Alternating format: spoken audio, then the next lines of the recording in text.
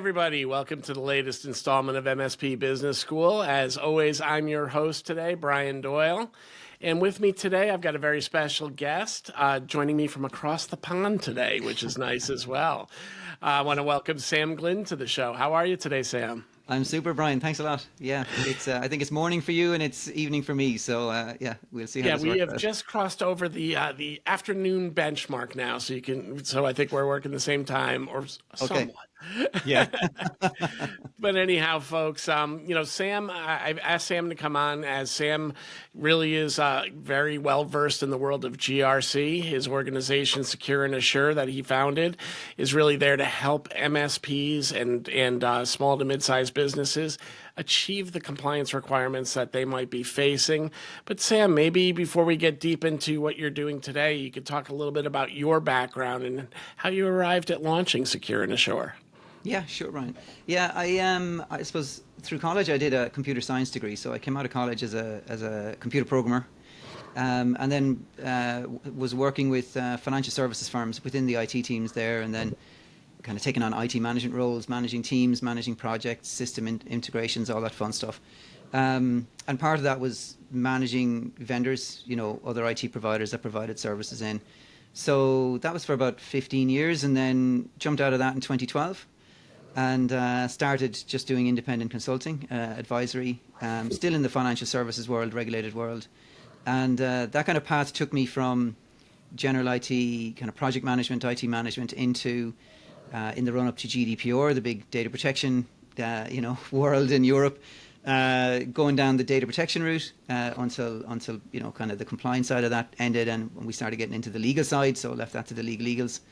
And that brought me more into the information security or cybersecurity space, and that's pretty much where I've been in, over the last 7, maybe 8 years, advising regulated financial firms to do what's right in terms of managing the risks, but also comply with the regulatory requirements. And the regulators, certainly in Ireland and if not in Europe, are very prescriptive around what is expected of them, helping them certify to ISO 27001.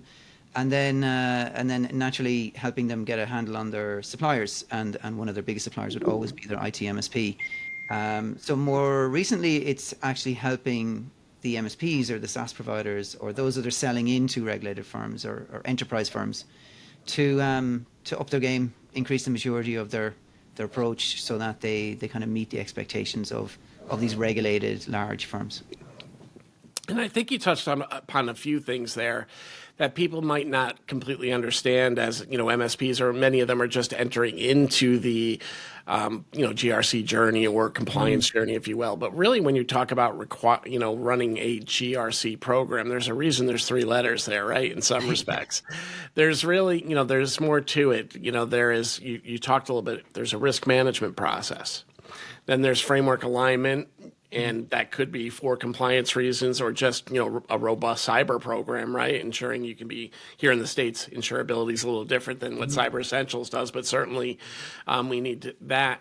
And then you've got third-party risk that needs to be managed as well. And then at the end of the day, this all needs to be overseen. And I think that's where this can be a very daunting task for the MSP. So, maybe you could talk a little bit about, what if I was an MSP today, what should I be thinking about? And why should they engage maybe somebody like you if they're not sure how to engage in this? Yeah, I mean, I suppose there's a cultural difference between, a regulated financial services firm and an IT service provider that's serving them. A regulated firm is, I would say regulation drives their behavior. So Right. You can talk all day to a regulated firm about risk and about a cyber risk and an attack and things. And usually they'll think, they're okay, or it won't happen to them. It's a standard kind of issue. But if a new regulation comes out, or if there's a guidance from the regulator, they have no choice but to pay attention. So they're very regulatory aware. They're very risk averse. But then when you get into the IT side, naturally IT MSPs are service focused. So it's about how do we deliver the service, and obviously, hopefully, you do it in a profitable way. And that whole thing about, having a risk management process and thinking about the regulatory requirements of their clients, because they don't have regulations or in most cases haven't experienced what it's like to be a regulated firm, in a way they just don't understand, why would we do this if it's not clearly addressing a risk, or why would we do this why are we doing this for this firm of 20 people when we've got another firm over here of 20 people, but it's a retail outlet or something. It's a different world, and I think that can be tough for MSPs if they've got a mix of clients in regulated and non-regulated industries. Understanding that a regulated industry is a very different world. Yeah, and I think that's a big component of it, because a lot of times MSP go in with the mindset: is this customer going to buy this? This is new money. This is new costs they got to incur, and unfortunately, they lose sight of what is really driving the customer's requirement, which is, hey, there's new regulation out, and we need to adhere to it, and we need to make sure there's no gaps. But I also see sometimes from the MSP community, they're really not sure how to approach it, right? Yeah. I think it all really starts with framework alignment. But then the nuance comes in. When we look at risk management, it's almost interpretive dance in some respects, right? Because you're looking at impacts and likelihoods, and really those that are, sitting at the table are kind of determining what those impacts and likelihoods would be. It's not a precise science necessarily. Yes. Maybe you can share a little bit about, your experiences there and how you can help an MSP, in better aligning to those requirements. Yeah, I suppose if I kind of outline how I usually encounter the client's MSP, it's, I'm brought in by the client to do an independent assessment. So not as forensic or as documentary heavy as an audit, but it's an assessment to say, well, look, can you come in and see how we comply with our regulatory requirements? Can you see, are we managing the risks appropriately? Have we got the right tech in place? Have we got the right policies? And eventually I do end up speaking to the MSP. Like I'll do a direct assessment of Microsoft 365, or if Intune is in use, I'll have a look at that and just see what's the health of the estate. And then I'll engage with the MSP and talk to them about, well, I've identified these gaps, simple terms like the secure score isn't where I thought it would be. Yep. There's certain configurations within 365 that aren't on. Why is that? The laptops don't seem to be in a compliant or healthy state. Why is that? And a lot of the time you'll find is, well, it's not necessarily the MSP's fault. It could be just contractually they're not actually being paid to do that. Yeah. And then when you say, well, have you brought it to the client's attention that there should be a managed security service here? But for you to do it, it takes time. It's proactive. It's not just waiting for the phone to ring to react to a ticket. So have you gone to the client and said, look, you need to do this and we can do it for you, but it's going to cost you money? And sometimes they have. And all the client has heard is upsell, upsell, upsell. Yeah. Right. Whereas I go in and I'm basically saying the same thing. And I'm saying to the client, look, for you to manage these risks appropriately, or for you to address the regulatory requirement around, I don't know, vulnerability management or threat intelligence or something, you need to have something like this. So I'm not going to prescribe it should be this service rather than that service, but I'm certainly going to tell you need to talk to your MSP, because if they have something on offer, we need to talk to them. And in a way, it's for the MSP, that's where it flips from it being me checking their homework to me actually enabling them, from a bottom line perspective, to increase their MRR, but enabling them to secure their clients. So in a way, it's like the MSP has already gone to the client. The client has said, no, you're only trying to upsell me. And I'm going to the client and saying, there is a risk here that needs to be reduced. And okay, I'll get the checkbook out, so. And I think that's a very key, statement that you're making there, because a lot of times as an MSP, when we find out that somebody's coming in to kind of poke around the environment, if you will, we immediately get on the defensive as an MSP, right? Like, hey, we're doing what we can do. And certainly we all acknowledge customers are only going to spend money if they have to spend money, right? People buy for three reasons: to make money, to save money, or to reduce risk. And if they're not feeling one of those three things, they're going to hold off. And that's really where somebody like you can be an ally. This isn't about telling the MSP what they're doing wrong or saying your MSP is bad unless they're really being egregious. It's more saying, here's some gaps. If the MSP is under contract to do it, I'm sure you're telling them, hey, we need to tighten this up here, tell us the approach. And if they're coming back to you going, hey, we've positioned that with the customer 3-4 times and we've had no success, now that's where you can take over and kind of help support them in their effort to actually expand their revenue share with the client. Yeah. Like, again, it's a kind of a dysfunction in the market whereby when clients are going out to choose an MSP, they don't know. One MSP could be talking about fantastic MSSP services or whatever. The clients don't know. So in the end, the selection process is based on price. So the person who wins it is probably going to be in the lower end of the pricing. So therefore, they have to be very careful about what they do. So straight away, the whole situation's set up wrong. So when I come in and I'm being paid by the client, and I'm not on commission by any IT provider. It certainly Yep. never happens because it's just a conflict.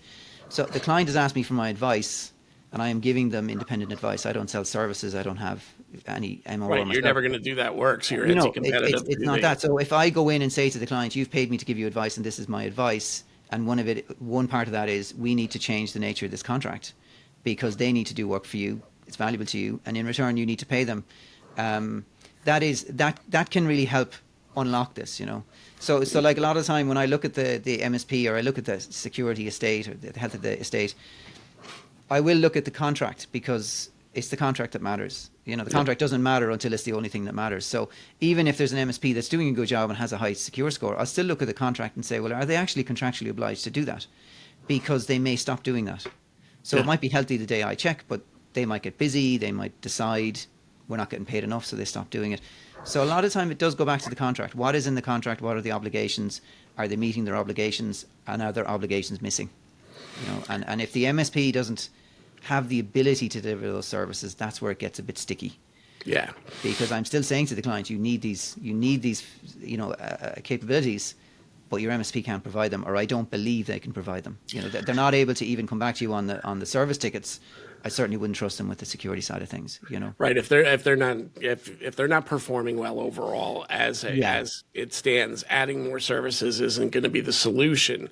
But assuming they're performing well, they're performing to contract, and they have set up the opportunity, just haven't been successful in bringing it across. You can certainly help them in that effort, which is nice. One of the things I came to find out, so, having been an MSP for almost 20 years myself, early on, you're always defending your turf. And I think that just comes with early stage immaturity, and most of us were we founded our companies accidentally. I always say the accidental entrepreneur is the MSP in many cases.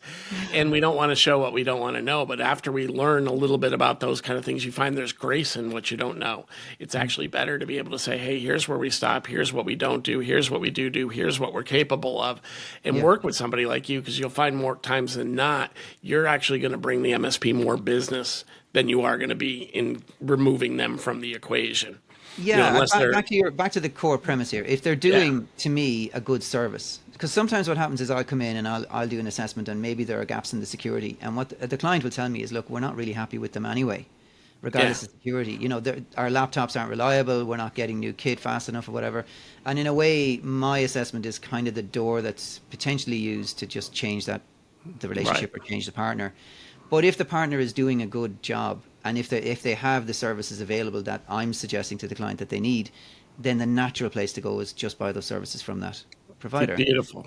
And it is beautiful because I think listening to some of your recent guests, they were talking about, well, if you're not careful, you're becoming a commodity. And I can see it, Microsoft 365, Intune, that whole stack is getting quite capable. And I've enterprise clients that are moving into that stack and just chucking out other tools because just the integration is far better. Yeah. So if you're an MSP and your stack is moving towards 365 and Intune, your substitutability, you can be substituted quite easily because you're no longer running the data, you're no longer storing the data, you're just handing over the keys of the global admin account to your successor. You're in a dangerous position, and a lot of the times MSPs that I talk to will say, well, 98% of our clients stay. And when I talk to clients, even those that might not be happy with their MSPs, they might be saying, well, I just can't go through the hassle of moving. So if you've got clients and you go, oh, we've got a very good long-term client base, is that because they really do trust you and they really do value you, or is it just because they couldn't deal with the hassle of moving? Yeah, it's painful to move from your MSP. There's a friction there. There's definitely some forgiveness that goes with it. It's almost like you have like the old tale of the cat, right? You got 9 lives before you're going to be removed from there, but that doesn't mean that you're not expending more mental energy, more physical energy by fighting the fires that come up when the relationship isn't solid. Yeah, and even it might be a client saying, it's just too much hassle. And, I would say, look, it's not. If you just have the right advice, it's not that much hassle to move. But more dangerously is it may not be me. It may be a competitor that comes in and says, oh, no, because you're on this stack or because, we can pull this out and replace it and we can move this and, we can nearly take it as it is. It's not a risky project. We'll underwrite it. that's where you don't have any defensible base. So you do need to move up that partnership, that valued, trusted partner stack, as best you can. So Sam, now let's kind of shift gears away from the MSP side of it into what you really do, right? So now you're coming into a customer, you're really taking on that seat of the CISO, if you will, right? And let's maybe talk a little bit about that, because you had said something to me when we were talking prior to kicking off today. There's a kind of an almost misunderstanding of what a vCISO's role really is and what they're responsible for. Maybe you'd like to share a little bit of your view and how you define it. Yeah, I mean, like, my background is IT, so I love bits and bytes and network cables like anyone else. But if I look at the ISO 27001 standard, so that's a lot of the work I might do to help people align to that. If you look at that and you look at the core requirements, a minority of the requirements are to do with technical security controls. The majority are to do with non-technical. So it's about, you mentioned governance, risk management, regulatory compliance, all that kind of stuff. Organizational controls, your policies, your people controls, how you employ people, how you make sure they're aware of what they need to do, and even the physical, if there is such a thing as a physical office anymore, the physical controls. So, when someone says they're a CISO or they're the information security officer, but in reality they're the IT security manager, then there's a gap, and somebody better be filling that gap. But if a CISO is, in my mind, a CISO is someone that is intimately aware of what's in the risk register of the firm, intimately aware of, well, what are the most valuable crown jewels or processes or systems, very aware of what's the risk appetite of the organization. So where will they draw the line in terms of risks that they will accept and risks that they need to reduce, and all of that has nothing to do with technical. It's absolutely, have they enable the organization to establish a system to manage the information security risks within the organization, which is what ISO is trying to do. It's a system. Yeah, and that's a very key statement right there, because one of the things that we hear often as a GRC vendor is we'd like this to be fully automated, right? There's this misnomer of a fully automated, ISO assessment being conducted out there. But the reality is almost 2/3 of the questions have nothing to do with the technology stack. It has to do with people, process, and procedure, which has to be evaluated in a much different way. So, I'm really glad you kind of touched upon that, because that's kind of a popular misnomer, both in the MSP world, but even the commercial world, it is, hey, let's just go get a tool like XYZ, pop it in there, and we should be ready to go in a week. and even if we stay in the IT world, you go, oh, well, the IT, that's Microsoft 365, that's a core, and it's the laptops, whether it's Intune or whatever else you're using. And you're like, well, there's the IT world. And you go, well, what about all the SaaS? What about the HR SaaS? What about the finance SaaS? That's IT, but it's not really IT. It's not managed by the MSP. But so even if you're an IT security manager, you should be looking beyond the obvious IT. You should be looking into what other technology, online systems are being used. So it is much broader than the kind of traditional. What's in scope of the MSP contract is only a subset of what should be in scope for the CISO contract. Right. So, you're working with your customers and you've gotten to that. I'm sure you yourself, even as somebody that's driving them to compliance, so you've run into resistance. You're navigating the political side of the organization as well. Yeah. You mentioned earlier in this discussion that, if it's regulatory bound, they will generally roll with it.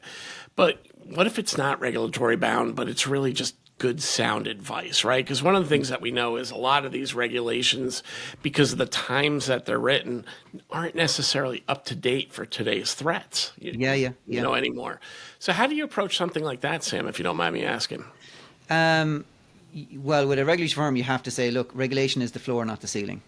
So this is the minimum. So it's kind of like, well, if you imagine you're in school and your homework is going to be checked, for you to get a passing grade, you need to be compliant with the regulations. But compliance is not security, and security is not compliance. So you can be very secure and yet not compliant, which is troublesome, because this regulation is requiring me to do something that doesn't really change things really. Or actually decreases what we're doing Maybe, hopefully not.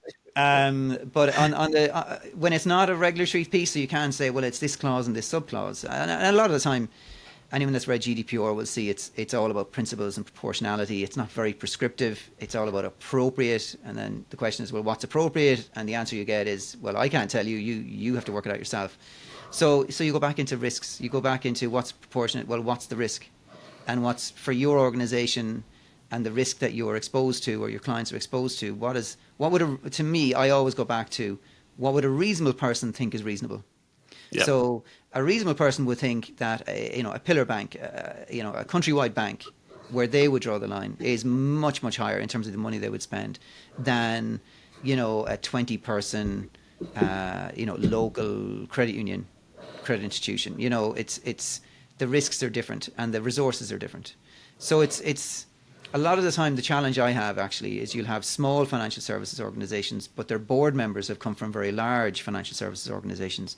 So the board members will have expectations that the organization just cannot possibly meet.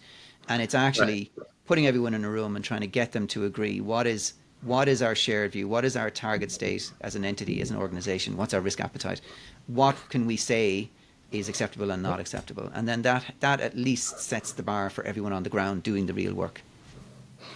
Yeah, I mean, that's an interesting point that you bring up there too, where you've got these people that come from large organizations that are used to it happening one way, and now they're on the board of a smaller regional bank or something like that, where the expectations are a little bit different, and helping them. I'm sure that there's a lot of helping them understand. Well, it would be wonderful to build it that way, but now you've chewed up about 25% of the overall budget for this organization. And it's not sustainable. The thing is, I mean, you could put in a perfect solution. I mean, you could keep me there for months and we'll have this beautiful set of policies and whatever. But you've got people who have to do a real job. And you can't put so much friction in front of them that it takes them twice as long, because there's a business strategy there. And the IT strategy and the information security strategy should support the business strategy. And it should just be about how do we increase the odds of the strategy being a success and how do we reduce the odds of something getting in the way of that strategy. Perfect. Well, Sam, we're getting near the end of our time today, but I certainly want to leave some room for anything else that you feel is important that you'd like to cover, any last thoughts that you want to make sure that we share with our listeners today, so they can be in a better position for working with somebody that might be coming in as the compliance lead, in their relationship. Yeah, well, certainly if you find, someone's asking you, like in my case, the first time they'll hear I'm coming is that, can you give Sam global reader access so he can have a look at 365 or something? It's like no one likes their homework to be checked, but it's recognizing that hopefully the person who's coming in is reasonable and you can work with them in a reasonable way. And if they have expectations over what you should be doing that are not within the contract, make sure you point them at the contract. So there's, this is what an MSP should do or an MSSP should do. If it isn't in the contract, then that's where we need to start. In terms of selling, appropriate security services to clients, it can be helpful if you have somebody that can advise the client independently. So it's difficult because even if if an MSP was to bring me in, and I do work with some MSPs where they don't want a consulting arm. So they'll get clients saying, look, can you come in and help us align to this, whatever, ISO and the MSP would say, look, we could, but that's not really our gig. Our gig is about service and MRO. But we do have someone that we can refer in. And the joy of that is that when Sam comes in or whoever, when they come in, they'll give you advice based on you paying them a fee and they'll give you advice. Now, if they turn around and check our work, they might point out that there's things we're not doing. That makes us better.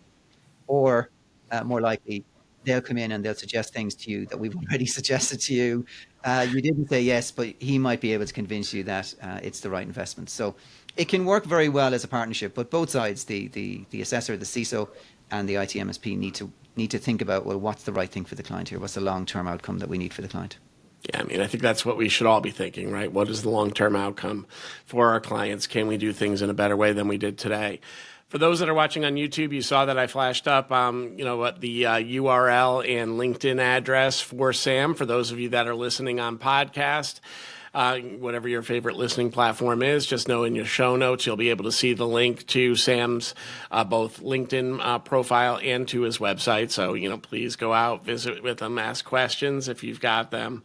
And Sam, from my seat, thank you so much for joining me. It's been a pleasure getting to know you a little bit, and certainly appreciate what you're doing for the compliance community and what you're doing for the customers at large. It's on all of us no matter how you view things, the whole purpose of cybersecurity is to make things better for all. The more we can make our data protected, the more we can make things private, the less we all run into personal issues. So thank you for the efforts that you're doing, because I really believe this is something that as a global community we need to be doing to protect one another. And there's folks like you that are thankfully at the helm helping it happen. Yeah, and thanks, Brian. I do enjoy listening to the podcast, and I think anything that'll help people who are doing their real job running an MSP to kind of just think a little bit bigger, both in terms of their profitability and their future, but also in terms of what's right for the client, then it's got to be a good thing.